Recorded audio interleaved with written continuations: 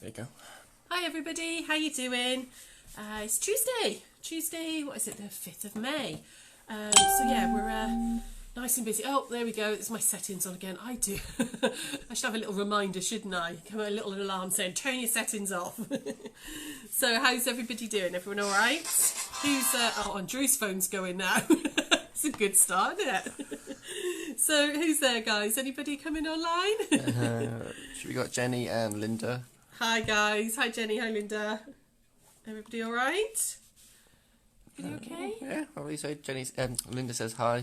Hi guys. Dawn's there as well. Oh, fab. Lots of you today. Lovely. Lovely. Nikki's joined us as well. Perfect. Cool. So I'll just give everybody a couple of minutes just to come online. I'm just trimming some little bits up ready to do. We've got Sheena and Maria as well. Oh, fab. Lots of you today. Lovely. We've had a busy morning. Lots going on in the shop. Sarah's doing some quilts on Daphne today. We had a call from Chanda, so we're going to be doing another show for them. They've asked us to fill in again, which is lovely, and that's going to be on the 17th of May at 11 AM. So that's a Sunday, I believe. Might be a Sunday, I think so. So we're gonna squeeze in another show this month at Hachanda, and then we've got another one then at the end of May, which we've had booked in for ages. But yeah, they've asked us, which is really nice to know that it's going well and we're popular and stuff. So that's cool. So we're going to be doing another one of those. What else is going on? Oh, just lots. Just don't seem to have stopped. Lots and lots of you ordering, which is lovely.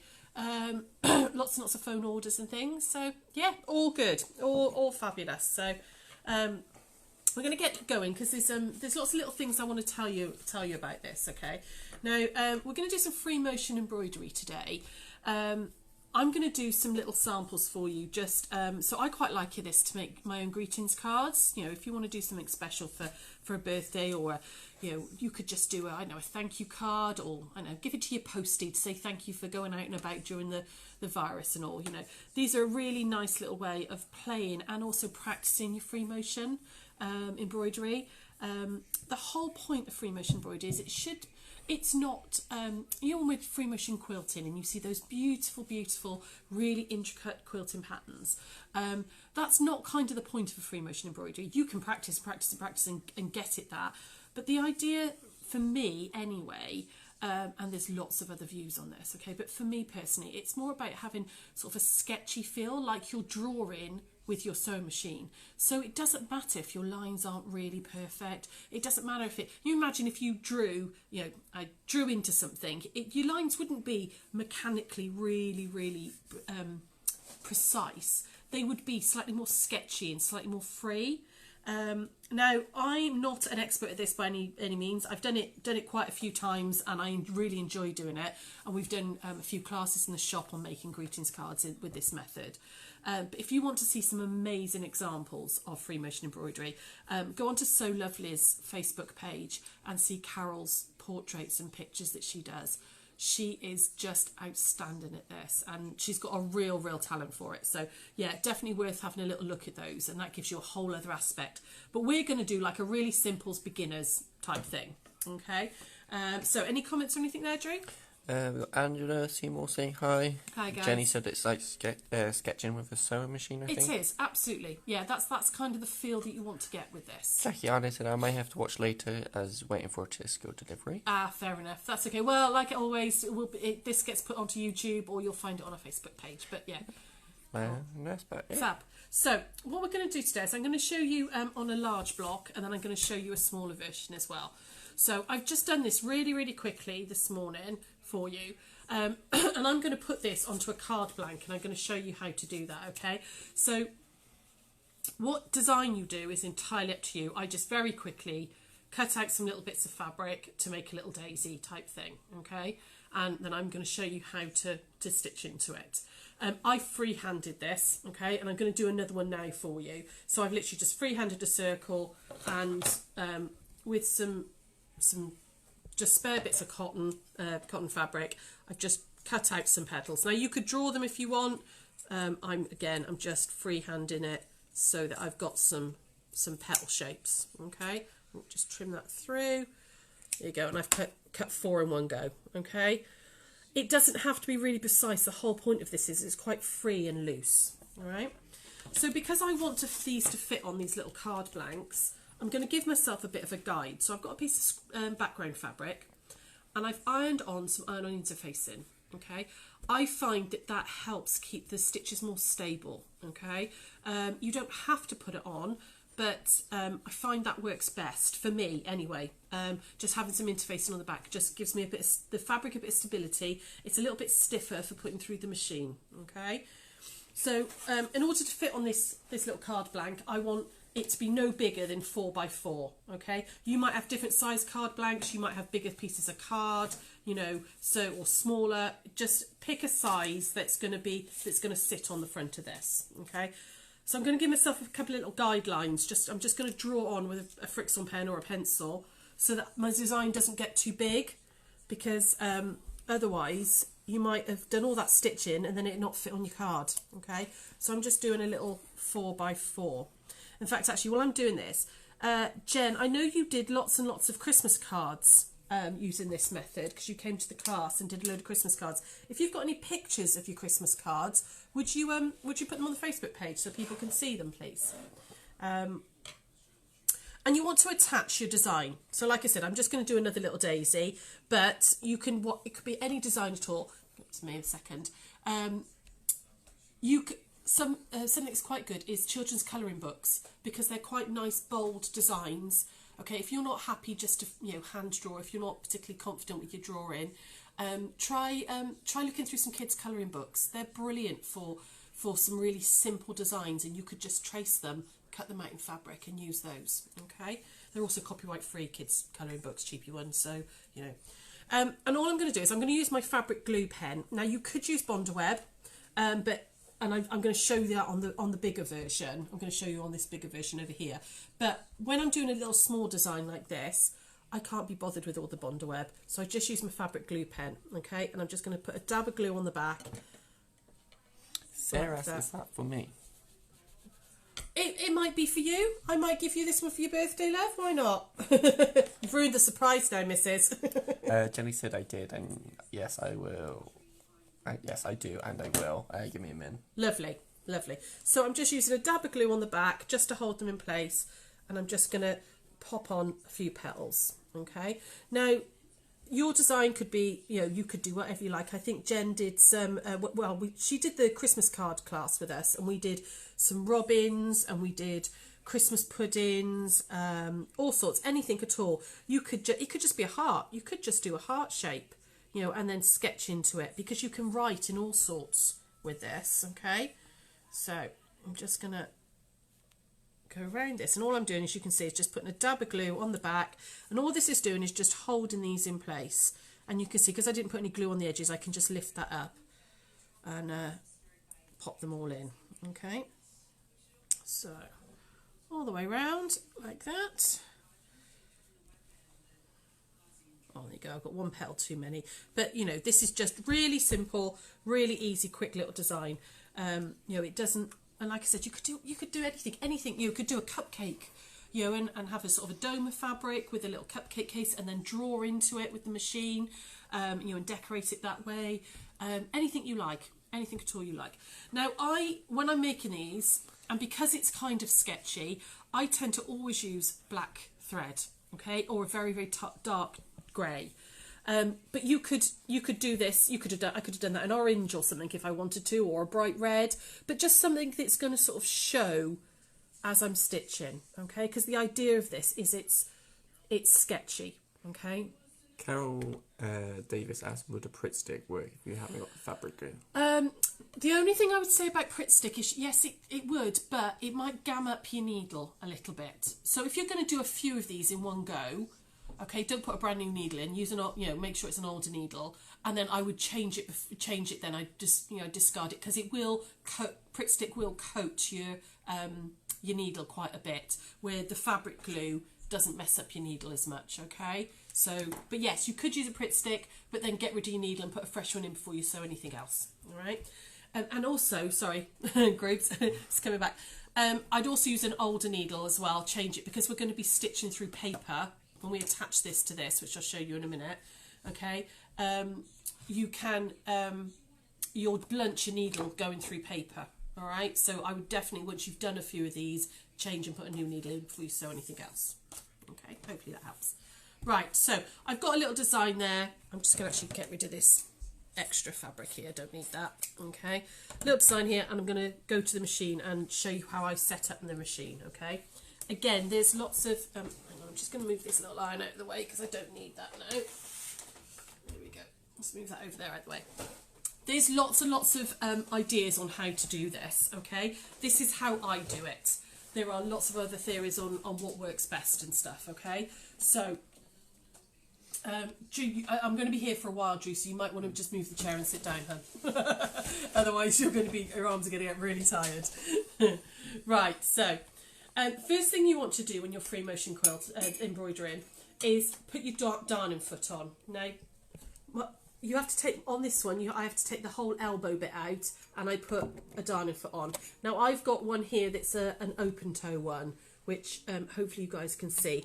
I don't know, Drew, if you can get in there. It's an open toe one, which I find is really good because you haven't got to worry about your thread being underneath, and you can see where you're going a little bit more. Sometimes they're like a complete circle, and sometimes they're like plastic as well. Okay. So there's lots of different times, but you should have, most machines come with a darning foot for your machine when you buy them, okay? If they don't, they're not that expensive. There's £5 or £6 on Amazon, or J&B do lots down on Penarth Road, so try them, okay? The other thing you want to do is drop your feed dogs. Now, on my machine and on a lot of modern machines, there's a button here at the back, okay? Can you see this button here, okay? So, and you can see that if I push it this way, that's my feed dogs up. Okay, when you go back to your feed dogs being up, make a full rotation with your wheel manually. Okay, you need to do that on almost all machines to make the feed dogs jump back up. Okay, we've had quite a few ladies, I know Marion, bless her, we thought we'd broken her machine because we couldn't get the feed dogs back up, but you have to do a manual full turn to make them pop back up on most modern machines.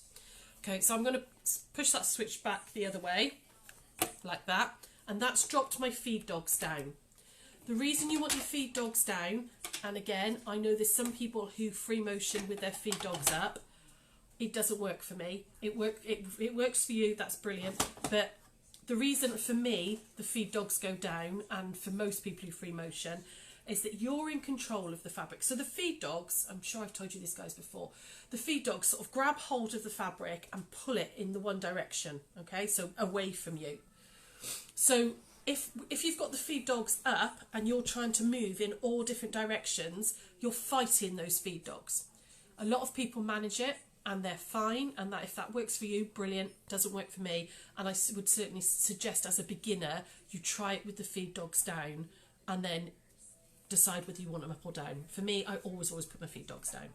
The other thing I always do is put my stitch length as close to 0 as I can. Okay, so again, the reason for that is because you are controlling the speed and where you want the stitches to go. If you've got it set at like 2.5, which is normal, your needle is trying to move 2.5 millimeters forward all the time, okay? And if you're trying to go like to the left, or it's in a direction it doesn't want to go, you're fighting that needle as well. So by putting it down to 0, it's just going up and down on the spot, and you're controlling where it goes. Does that make sense, guys? Do you want me to go through any of that again? Jenny asked, do you want all the pictures from Christmas? Just a couple of examples would be lovely, just of what you did, because I got some in the shop that we did, but I haven't got any others for people to see. So if you can just put a couple up of the ones you did, that'd be lovely. If you've got an older machine and you can't drop the feed dogs, your machine will have come with a little plastic cover. It's a little like rectangular, very often it's in like a brown or grey plastic, and that sits over the feed dogs. Can you see these little, I don't know if Drew's going to be able to get this, can you see those little holes there? Okay, very often the plastic cover has got like little prongs on it that sit in those holes and cover the feed dogs. So check what your machine does, okay, and whether you can drop them or whether you've got to cover them, okay? So I'm now all set to go. My feed dogs are down. I've taken my stitch length right down to as close. Some machines don't go to 0. This one only goes to 0.2, so it's as close to 0 as I can. And I've got my darning foot on, or free motion foot. They're called the same things, but they're very similar. Okay. So another little tip is you want to. It's very difficult to see sometimes when the foot is down. Make sure the foot goes down, otherwise you'll get lots and lots of nesting behind. Okay, and the other thing is to bring you want to bring the bobbin thread up to the top. Okay, so I'm going to drop my needle down like that and bring it back up. And you can do that with the manually by the wheel if you want, and bring that bobbin thread up to the top. Okay, again, it will help with your tension. If you're getting problems with your tension when you're doing free motion, most people say to put your tension up. Okay, so normally it sits between like 3 and 5, and a lot of machines have got automatic tension. If you're getting a lot of looping or it's not stitching neatly, put it up to like 6 or 7. Okay, and that will help. That increases the tension on your top thread, which will help stop the nesting on the bottom because it's pulling that bobbin thread up a bit tighter. Okay, so I like to lock off my stitch at this point. So if I go up and down on the spot 3 or 4 times like that, what I'm doing is creating little tiny knots, and it means I can chop this off quite quickly. So I'm going to put that through to the back. Now the thing with free motion is you are dictating the size of the stitch. All right, so if you go really slowly with your hands and very, very fast with your foot, you're going to get tiny little, minute stitches. Okay, if you go really fast with your hands but slow with your foot, you're going to get big galloping stitches.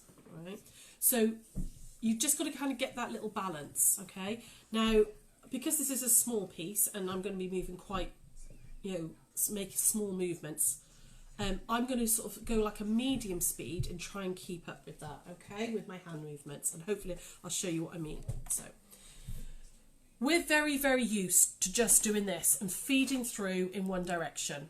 The whole point of free motion is I can go in all directions, okay, and I'm not going to turn the fabric to go round this circle. I'm going to push and pull the fabric round. Okay, so I'm going to do this. I'm going to try and go quite slowly just to start with. Okay, and all I'm going to do is just try and follow the fabric round. Now I'm going a bit too slowly for the movement of my hands. Okay, so I'm just going to get rid of those tails now. I've gone a weeny bit round. Keep your needle down is when you're doing this, all right? So I'm going to go round like this, and I'm just going to follow the edge of the fabric like this. Okay, and I'm going to do a couple times round. Ooh, see, I went a bit wonky then, but it doesn't matter.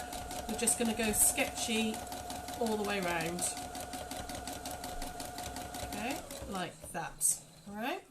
And then I'm going to try and follow these petal shapes, and I'm going to decorate them, so I'm going to sort of go up and round and give it a little stalk and stuff. So I'm just going to follow, and I wouldn't break my thread in between each one. So I'm going to go around twice. Oh, this one's really wonky. That's because I'm doing it on camera. And then I'm going to give it a little thread in the middle, and I'm going to come round again, and I'm just going to, you remember that exercise you used to do when you were a kid, where you had to draw something without taking the pencil off? That's perfect for this. Okay, so I'm going to make these a little bit sketchier than the previous one. I'm going to go up the centre, and I'm just going to go round and round, just following those petals. Okay, so I'm going to carry on doing this, and Drew's going to read out any comments for me because I've got to concentrate a little bit. Samantha said I made it, but sorry I'm late. That's alright, no problem. Thank you for joining us. Carrie says she's also late, but she's here. That's okay, lovely. Sean said, great explanation. Cool, thanks Sean. Okay, so I'm going to go back round these little petals like this, and back up that one. Okay, I'm just going to stop there a second. Okay, no, I'll carry on. So I was going to stop and take it out and show you, but actually it won't take me 2 minutes just to do the whole thing. Okay, and I'm not going right on the very edge of the fabric because I quite like that sort of See, that was one really wonky. That's because I didn't concentrate for a second. But I don't think that matters because I'm just going to go back round it like that, and it just gives that little petal a bit of interest. You don't want to go right on the very, very edge of the fabric because it'll go quite frayy and you can get the thread caught. So I'm going to go back at this one. And I do like the foot on this one because it's open, I can kind of see where I'm going. Okay, right. Right, you can see that that wasn't perfect. That was not in any way. So I've just lifted the foot and tidy or neat or anything. And ooh, can you? Right, I'm gonna. Hopefully you can see this. Can you see on the back here? I've got the stitches are pulling just a weeny bit. Okay. Can you? I don't know if you'll be able to see that whether Drew can get it. Can you see that the stitches, like here, it's nice and flat, but here it's not. The stitches have pulled a little bit. Now this is it's going to be attached to a card, so it doesn't really matter. But that's where I went too fast around the circle. I wasn't putting my hands fast enough for the speed of my feet. Okay, and you get that what they call eyelashing. Okay, that comes with practice, not getting that. All right, so you can see they look slightly different. I've put a little bit more on this one. This one I only went round once and then just did a little petly bit. That one I decided I'm going to go around twice. Okay. Jackie Island asked, could you do free motion on a quilting foot? Can you use free motion quilting foot? Do you mean a walking foot, Jackie? No, you are. The foot you need is normally called a darning foot. Sometimes it's called a free motion foot. You would use this foot for free motion quilting, but it's a slightly different technique to free motion embroidery, but it is the same foot. But you wouldn't use a walking foot. You wouldn't use you wouldn't do free motion with a walking foot, because a walking foot is basically like another set of feed dogs, and it would fight against the fabric. Hopefully that's what you meant by the quilting foot. Okay. I'm now gonna cut this out, and then I'm gonna attach it to the card blank by stitching through it. Now on this one I just stitched straight away onto the fabric, but I'm gonna show you how I would attach it. So I'm gonna cut it out. Now you could cut it out with pinking shears if you want to give it a nice pretty edge. I'm just going to cut this out on those little lines that I did, like that. Let's cut that out, okay. And I'm going to grab one of my card blanks, okay. I'm going to pop that on like that. And again, you just want to use a little bit of glue, so I am going to use a Pritt stick, okay, at this point. Oh, that's gone all manky. What's going on there? Oh, okay, that's gone all manky. I haven't used that for a while. Alright, let me just use the fabric glue just to hold it. Hopefully this will hold it flat. Okay, I'm going to pop that onto the front of the card blank where I want it to sit. Like that. There we go, that's held it enough. And then I'm going to stitch into it again, okay, and create a little frame to stitch through the whole thing. So I'm going to do exactly the same. Alright, so I'm going to drop the foot. I'm going to bring up that bobbin thread like that. Okay, grab a pin to pull it through. Catherine Williams asked, what's the best weight interfacing to use on the back, please? I'd use a medium to heavy weight. Lightweight interfacing, it just isn't stiff enough. I tend to use a firm interfacing. If you've got medium there, that'll be fine, but the firmer the better I find with this. Okay, so brought that bobbin thread up and locked it off, and then I'm just going to stitch down. Okay, and I'm going to create a little frame.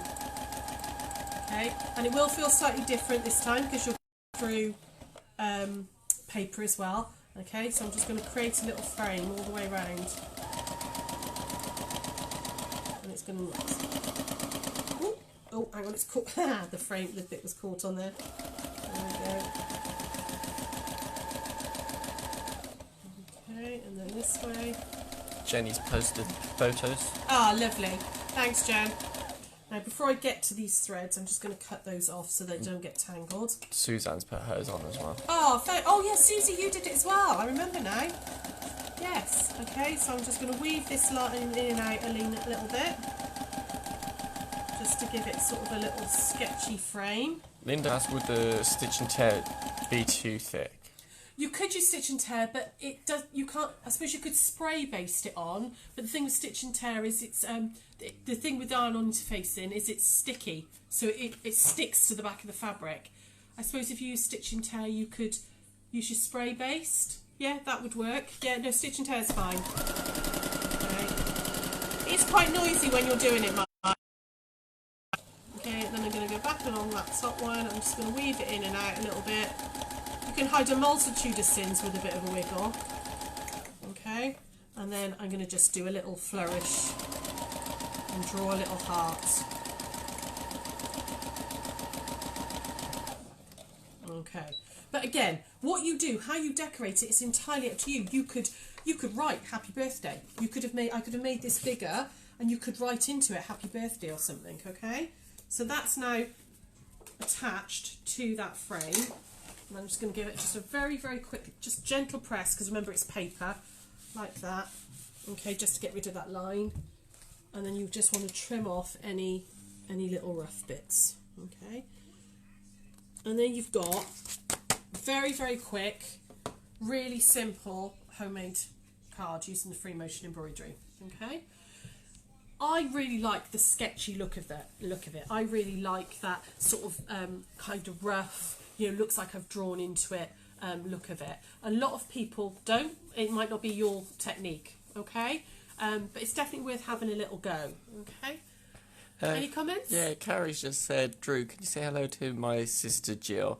She's secretly watching, many thanks. Hi, Jill. Hi, Jill. Does she watch and not ever comment? Jill, Carrie says hello. So, what I thought I'd do as well is just show you how you can use it for appliques as well. You know, we talk about blanket stitching and straight stitching and all in it. You could absolutely use this method to do applique, you know, like bigger pieces. They don't have to be tiny little bits like this. You could do much bigger bits. So I thought I'd just go around this and rental stuff as well. And it also means as well I can maybe show you how I can write into it as well. Okay. So again, I'm going to do exactly the same. So I'm going to start with the wing. I'm going to go in like that, drop my foot, and bring that bobbin thread back up. Any other comments there, Drew, just while I'm setting this up? No. Is this all making sense, ladies, so far, what I've said? Hopefully it does. Oh, excuse me. Oh, I swallowed wrong then. Oh, cool, excuse me. Linda said that's lovely, and Carrie said, yeah, she does. Yeah, cool. Yeah, no, it's a really, I think, you know, it's a brilliant way of using up all your scraps and stuff, little tiny bits of fabric. And you could make, you know, like Jen did. Jen made, I know she made lots and lots of the Christmas cards. She did loads of them. So, again, I'm using my hands kind of flat, and I'm trying to push in always to follow the line of the duck's wing. Okay, so you can go slower if you want. I mean, I'm going quite fast, but you can go slower. But if you go slower on your speed, you must slow your hands down as well. Okay, you can see I'm going really quite slow at this point now. Okay, so you can go a bit faster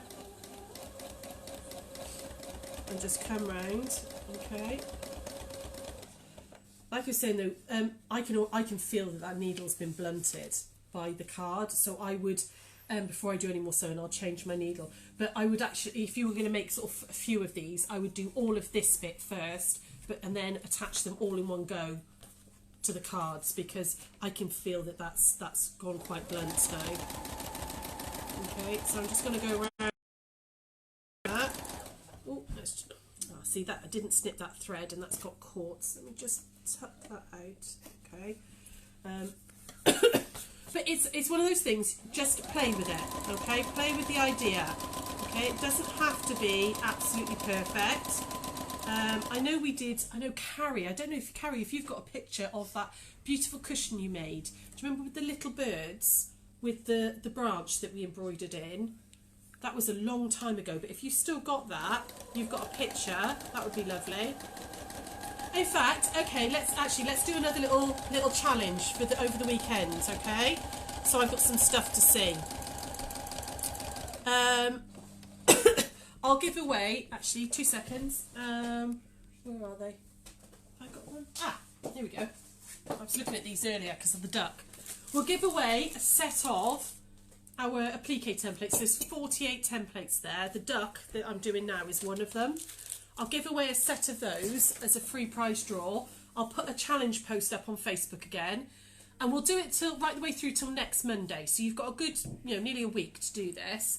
Show me your little examples. It could be something you've done before, okay, like Jen with her Christmas cards and Susie, and Carrie the cushion and all. I know you did. Post a picture, and then I'll draw a winner from all the pictures, okay? But you've got a good week, so have a little go at this, and then we'll pull a winner. New challenge for you. Jenny said, I think I have I think the post I have posted twice. The first one is wrong. Can you delete the one and... Sorry, can you delete the one with the double photo, please, Drew? Yes, yeah, we'll do that later once I can get onto the laptop, lovely. I'll sort all that out, okay? Okay, so I've just gone round his wing, and then I might decide I want to write maybe hi or love. Should we write love in there because I love a duck? Okay, now you can use a Frickson pen to give you sort of an idea, or you can go really sketchy. Okay, so I'm just giving myself a vague sort of what's the word, guide to follow there by writing in. Okay, and again, I'm not going to take my needle out. I'm going to come back down and I'm going to draw into that. Okay. And then I'm going to draw into that.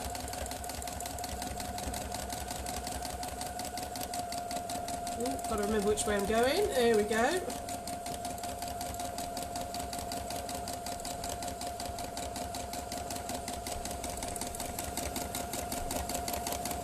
Give it a bit of a flourish on the end.